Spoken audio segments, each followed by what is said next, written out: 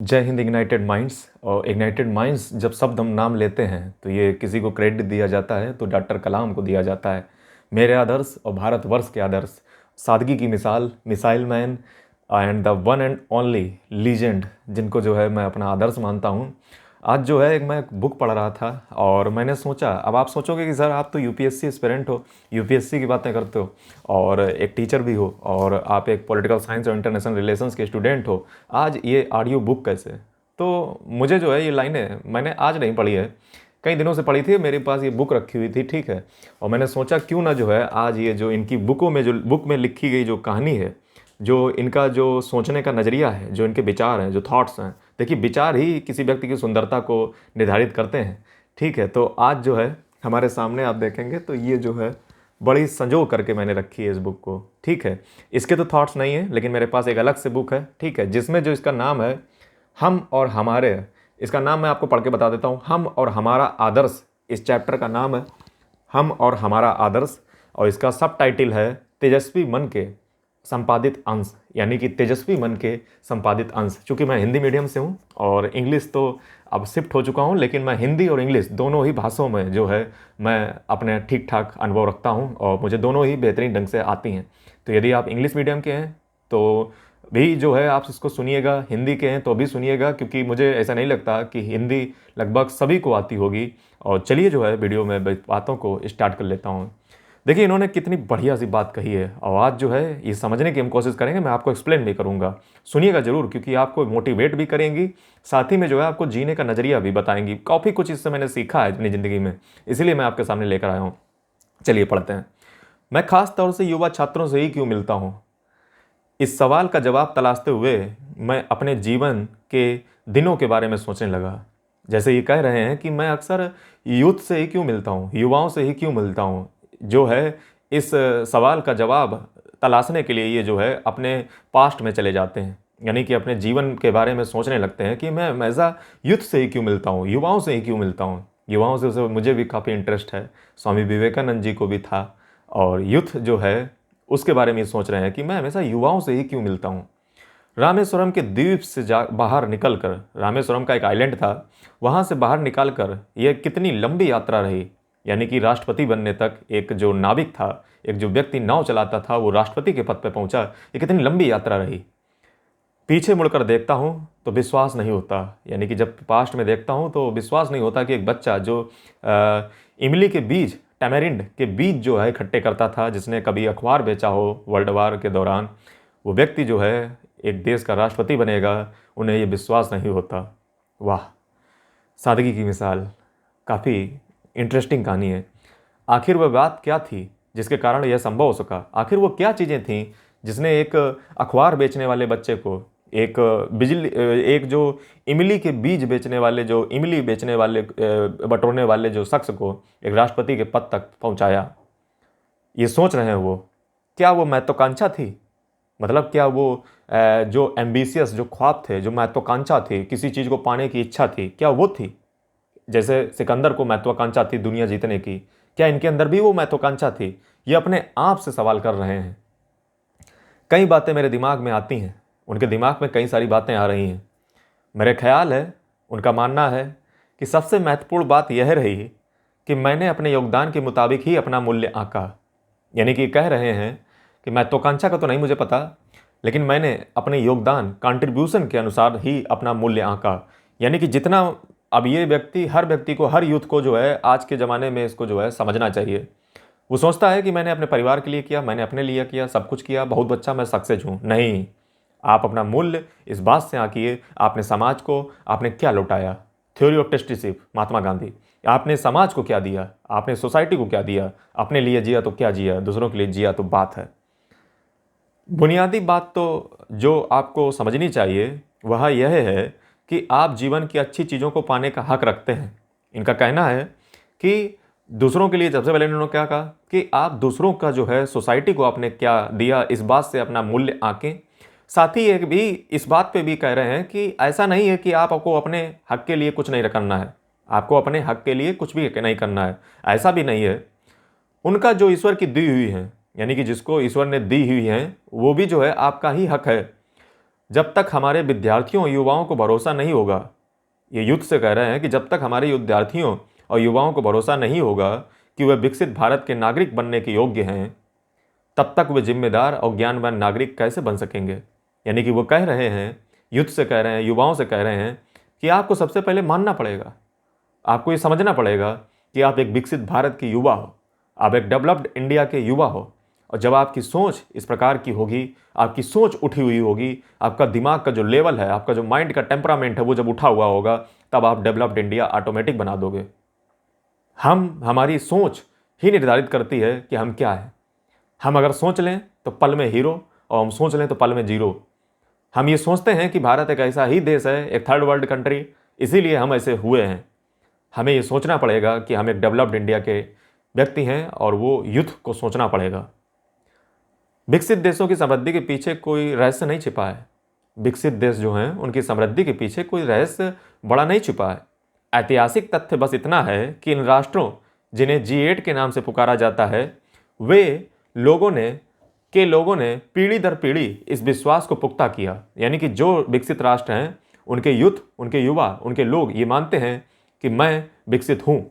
और हमारे यहाँ पे यही नहीं माना जाता है कि मजबूत और समृद्ध देश में उन्हें अच्छा जीवन बिताना है। और उनका जो लोग होते हैं, जो विकसित देशों के, उनके यूथ को मानते हैं कि मैं विकसित देश का हूँ और मुझे जो है समृद्ध जीवन बिताना है, यानी कि मुझे जो है अच्छा जीवन बिताना है। ऐसा जो है वहाँ का यूथ सीखता है, यानी कि अपने बारे में सोचता है कि मुझे जो है समृद्ध जीवन बिताना है, यानी कि प्रॉस्परस जीवन जो है मुझे वहाँ पे लाइफ को बिताना है। फिर सवाल ये भी उठता है कि क्या समृद्धि, जैसे भारत के लोग ये तर्क कर देते हैं कि नहीं, समृद्धि में जाकर के क्या करोगे, आप अध्यात्म की ओर जाइए, आप साधु संत महात्मा बन जाइए। ये उसके बारे में अब कलाम जी बता रहे हैं। क्या समृद्धि को पास हासिल करना या प्रॉस्पर्टी में जीना, क्या ये गलत बात है? इस पे देखिए क्या इनका तर्क है। तब सच्चाई उनकी अपेक्षाओं के अनुरूप ढल गई। मैं ये नहीं मानता कि समृद्धि और अध्यात्म एक दूसरे के विरोधी हैं। कितनी इंपॉर्टेंट बात कही है। मैं ये नहीं मानता कि समृद्धि और अध्यात्म एक दूसरे के विरोधी हैं, यानी कि प्रॉस्पेरिटी और स्पिरिचुअलिज्म एक दूसरे के विरोधी नहीं है, एक दूसरे के कॉन्ट्राडिक्टरी नहीं है। क्यों नहीं कॉन्ट्राडिक्टरी हैं? या भौतिक वस्तुओं यानी कि फिजिकल जो गुड्स होती हैं कि इच्छा रखना कोई गलत सोच नहीं है। यानी कि अगर मैं जो हूँ किसी फिजिकल चीज़ों की, जैसे कंप्यूटर या कोई भी चीज़ की जो है मैं इच्छा रखता हूँ, तो ये कोई गलत बात नहीं है। मैं खुद न्यूनतम वस्तुओं का भोग करते हुए जीवन बिता रहा हूँ। आई एम ऑल्सो मैं मतलब ये कह रहे हैं कि मैं खुद लग्जरियस मिनिमम चीज़ों की जो है आवश्यकताओं के साथ मैं अपना जीवन बिता रहा हूँ। यानी कि मैं खुद लग्जरियस चीज़ों को यूज करता हूँ, लेकिन मिनिमम जितनी मेरी रिक्वायरमेंट है। गांधी जी का भी यही कहना था कि इस दुनिया में इंसानों के लालच के लिए जो है जगह नहीं है। इंसानों की भूख शांत करने के लिए प्रकृति ने हमको बहुत सारा धन, बहुत सारी संपदा हमको दे रखी है। यही कलाम साहब बता रहे हैं कि आपको मिनिमम लग्जरियस चीज़ की प्रयोग करना है, जितना आपको जो है समृद्धि प्राप्त हो सके और आप जो है खुश रह सकें। बाकी आपको सोसाइटी को कंट्रीब्यूट करना है। ये आपकी महत्वाकांक्षा रहनी चाहिए। आगे क्या कह रहे हैं? लेकिन मैं सर्वत्र समृद्धि की कद्र करता हूं। इनका यह भी मानना है कि मैं हर जगह प्रॉस्पेरिटी की जो है कद्र भी करता हूं, मतलब समृद्धि चाहता हूं, क्योंकि समृद्धि अपने साथ सुरक्षा तथा विश्वास लाती है। अगर आप फिलॉसफी पढ़ते होते तो आपको पता होना चाहिए कि इनका ये कहना है कि मैं सर्वत्र समृद्धि की कल्पना करता हूं, यानी कि डेवलप्ड इंडिया की कल्पना करता हूं, क्योंकि समृद्धि ही है, ये प्रॉस्पेरिटी ही है कि जिससे जो है सुरक्षा यानी कि सिक्योरिटी और एक बिलीफ सिस्टम हमारा डेवलप होता है। जैसे आपके पास अगर प्रॉपर्टी हो तो आपके पास एक सुरक्षा रहती है, एक सिक्योरिटी रहती है, और आपको अपने आप पे भरोसा रहता है, आपके अंदर कॉन्फिडेंस रहता है। तभी तो एक देश जो है अच्छे से तरक्की कर पाता है। तभी तो एक देश अच्छे से तरक्की कर पाता है। जब हमारा देश विकसित होगा, हमारा देश प्रॉस्परस होगा, तो हमारे अंदर एक सिक्योरिटी, फीलिंग ऑफ इनसिक्योरिटी जो है वो चली जाएगी, और हमारा एक बिलीफ सिस्टम, एक कॉन्फिडेंस आएगा। जब युवाओं के अंदर एक विश्वास आएगा, एक दृढ़ संकल्प आएगा, एक दृढ़ इच्छा आएगी, तो हमारा देश दिन दुगनी चार चौगुनी तरक्की करेगा, क्योंकि हमें कॉन्फिडेंस है, हमारे पास प्रॉस्पेरिटी है। यानी कि फिजिकल नीड्स की जो है ज़रूरत हमें मिनिमम रहनी चाहिए। साथ ही जो है हमें समृद्धि की हर जगह कल्पना करनी चाहिए, हर जगह समृद्धि ही देखनी चाहिए, ताकि हमारे अंदर कॉन्फिडेंस आए, जिससे जो है हम समृद्ध देश की कल्पना कर सकें और उसको जो है धरातल पे उतार सकें। नेक्स्ट थिंग ये कह रहे हैं, विश्वास सुरक्षा तथा विश्वास लाती है, जो अंततः हमारी आज़ादी को बनाए रखने में सहायक है। और ये जो है, जब समृद्धि, हर व्यक्ति के पास समृद्धि होगी तो उसकी आज़ादी भी भंग नहीं होगी। अब आज़ादी का समृद्धि से क्या लेना देना है? आज़ादी का ये लेना देना है, जब हर व्यक्ति फीलिंग ऑफ इनसिक्योरिटी रखेगा तो उसकी आज़ादी छिन जाती है। जैसे आपको जो है, जब सब व्यक्ति समृद्ध होंगे तो जो है वहाँ पे चोरी डकैती लूटपाट डेनमार्क जैसे कंट्रियों में नहीं होती है। क्यों? क्योंकि सब समृद्ध हैं। तो फीलिंग ऑफ इनसिक्योरिटी यानी कि असुरक्षा की जो भावना है वो चली जाती है समाज से। कॉन्सेप्ट है। कह रहे हैं आप अपने आसपास देखेंगे तो पाएंगे कि खुद प्रकृति भी कोई काम अधूरे मन से नहीं करती। यदि आप अपने नेचर में देखोगे तो वो भी कोई काम अधूरे मन से नहीं करती है। किसी बागीचे में जाइए, किसी गार्डन में जाइए, मौसम में आपको फूलों की बहार देखने को मिलेगी। अथवा ऊपर की तरफ ही देखें, यह ब्रह्मांड आपके अनंत तक, इनफाइनाइट तक फैला दिखाई देगा, आपके यकीन से भी परे। यानी कि ये युवाओं को कह रहे हैं कि कोई भी काम कीजिए, तन्मग्न के साथ कीजिए, 100% अपना दीजिए, फिर आपको सफलता जरूर मिलेगी। 100% अपना दीजिए, उसमें कोई कमी ना रह जाए। अब जब कोई सोचे कि कितनी सर कमी होनी चाहिए, यानी कि कितना हम मेहनत करें, तो ये कह रहे हैं कि आपके ब्रह्मांड से परे होना चाहिए। आपको ऊपर उठ के देखिए और देखिए ब्रह्मांड जो है आपके लिए जो है निरंतर जो ये जो सृष्टि है, ये जो ब्रह्मांड है, ये इतनी मेहनत आपको करनी है। ये निरंतर जो है आपकी गवाही, आपके साक्ष्य, आपके एविडेंस के लिए काम करेगा। यानी कि जो है ये ब्रह्मांड आपकी रक्षा करेगा। ये ब्रह्मांड चारों ओर फैला हुआ है, ये आपकी रक्षा कर रहा है। आप निरंतर इतने ब्रह्मांड की सोच को जो है अपने अंदर अंगीकार कीजिए और जो है आपको देखोगे, आप अपना 100% दीजिए, वन ऑफ द बेस्ट दीजिए, बाकी यूनिवर्स पे छोड़ दीजिए। ये ब्रह्मांड की जो ऊर्जाएं हैं, जो एनर्जी है, वो रिफ्लेक्ट होकर के आपके पास आएगी और आपके सपने सच हो जाएंगे। ये युवाओं को निर्देश है कि आप अपने सपने को कैसे पूरा कर सकते हैं। आप अपना 100% दीजिए, बाकी प्रकृति पे छोड़ दीजिए। प्रकृति अपना 100% देगी, प्रकृति अपना 100% देगी, आप अपना 100% दीजिए। जो कुछ भी हम इस संसार में देखते हैं, everything that we see in the world, वह ऊर्जा का ही स्वरूप है। That is the form of energy, वह ऊर्जा का ही स्वरूप है। यानी कि हम इस ब्रह्मांड में जो कुछ भी देखते हैं सब ऊर्जा ही है। देखिए ना, अल्बर्ट आइंस्टीन ने क्या कहा, E = mc²।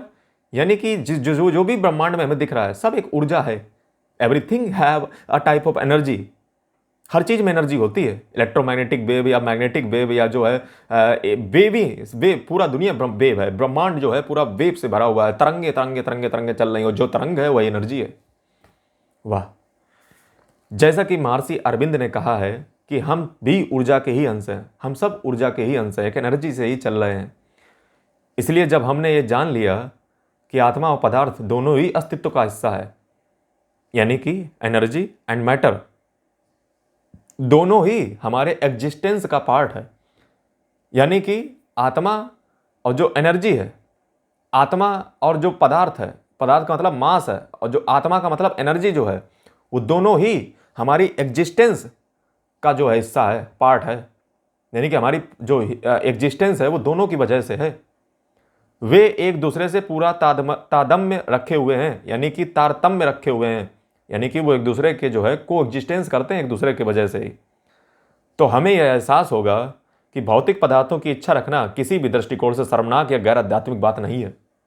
ये कह रहे हैं जिस प्रकार से आत्मा और पदार्थ एक दूसरे पर निर्भर रहते हैं, आत्मा और पदार्थ से मिलकर के ही हमारा एग्जिस्टेंस बनता है। जैसे हमारे अंदर एक आत्मा है और एक हम पदार्थ हैं, जो ये स्थूल शरीर है वो पदार्थ है और आत्मा हमारे शरीर के अंदर बैठी हुई है।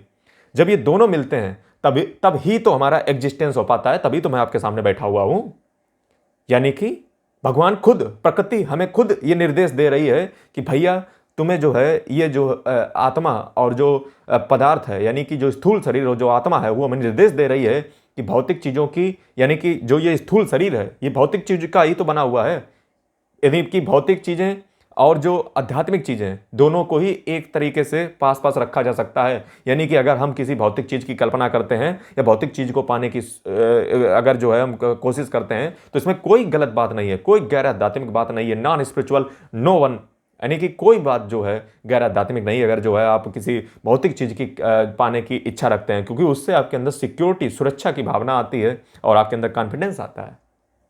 कितनी अच्छी बात कही, कितना एग्जाम्पल बेस्ट दिया कि स्थूल शरीर और आत्मा तो रहते तो पास ही पास हैं, पदार्थ और आत्मा दोनों रहते हैं और इन्हीं के कारण हमारी एग्जिस्टेंस है, हमारा अस्तित्व है। तो हम क्यों कह देते हैं कि हमें भौतिक चीज़ों की कल्पना नहीं करनी चाहिए, जब ईश्वर प्रकृति हमें खुद बता रही है कि चाहिए आपको चाहिए होगी, लेकिन मिनिमम मिनिमम मिनिमम मिनिमम, उन्होंने पहले मिनिमम बोला है, कम से कम लग्जरियस थिंग्स। इसके बावजूद अक्सर हमें यही सिखाया जाता है, विश्वास दिलाया जाता है, न्यूनतम में गुजारा करने और जीवन बिताने में भी निश्चित रूप से कोई हर्ज नहीं है। यानी कि अगर आप मिनिमम में गुजारा करते हो तो इसमें कोई हर्ज नहीं है, आपको मिनिमम में जो है आप कर सकते हो। महात्मा गांधी ने ही ऐसा ही जीवन जिया था। महात्मा गांधी जी ने भी जो है थ्योरी ऑफ ट्रस्टीशिप का कॉन्सेप्ट दिया था, अगर आपको याद हो, कि सादा जीवन, उच्च विचार, simple living and high thinking. लेकिन जैसा कि लेकिन जैसा कि उनके साथ था, आपके मामले में भी यह आपकी पसंद पर निर्भर करता है। आपकी ऐसी जीवन शैली इसलिए है क्योंकि इससे वे तमाम ज़रूरतें पूरी होती हैं जो आपके भीतर गहराइयों से उपजी होती हैं। लेकिन त्याग की प्रतिमूर्ति बनना और जोर जबरदस्ती से चुनना, सहने का गुणगान करना अलग बातें हैं। लेकिन ये जो मिनिमम चीज़ें हैं, ये हर व्यक्ति को अलग अलग रिक्वायरमेंट होती है। कोई ज़्यादा भोग कर लेता है, कोई कम भोग कर लेता है। इस प्रकार से सबकी अलग अलग नेचर होता है, अलग अलग प्रकृति होती है। लेकिन कुछ लोग जो है वाकई में छोड़ देते हैं, simple living and high thinking करते हैं, कुछ ऐसा करने का ढोंग करते हैं। दोनों में फर्क है। हमारी युवा शक्ति से संपर्क कायम करने के मेरे फैसले का आधार भी यही रहा है। यानी कि डॉक्टर कलाम के जो है युवाओं से जो है संपर्क करने का जो बेस है वो भी यही रहा है, उनके सपनों को जानना। यानी कि वो भी जानना चाहते हैं युवाओं के मन में कि उनके मन में क्या चल रहा है, कितनी मिनिमम रिक्वायरमेंट उनकी है और क्या वो सोच रहे हैं।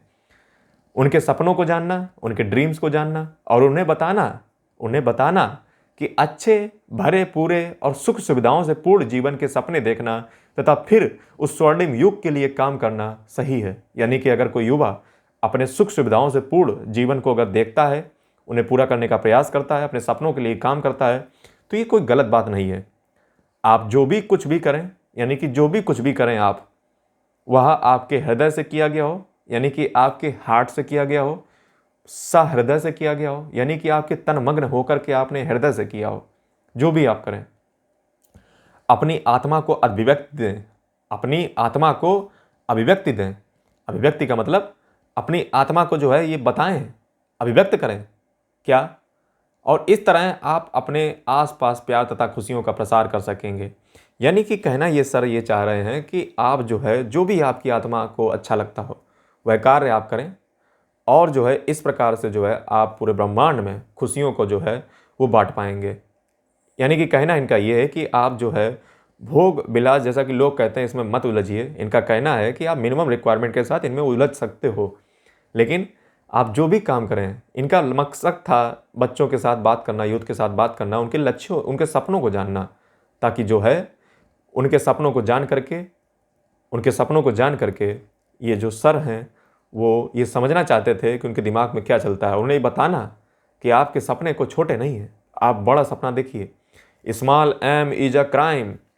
सपने वो नहीं होते जो आप सोते में देखते हो या जो स्लीपिंग में देखते हो। Dreams are not those we see while sleeping, dreams are those that we see in day. यानी कि जब जो है हम, या फिर ऐसे कर लीजिए, सपने वो नहीं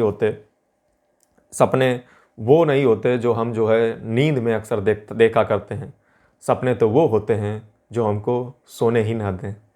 जैसे थे डॉक्टर कलाम, और ये जो थी इनकी कहानी हम और हमारा आदर्श, वी एंड आवर आइडल्स, तेजस्वी मन के संपादित अंश, यानी कि published part of a ignited mind. Thank you.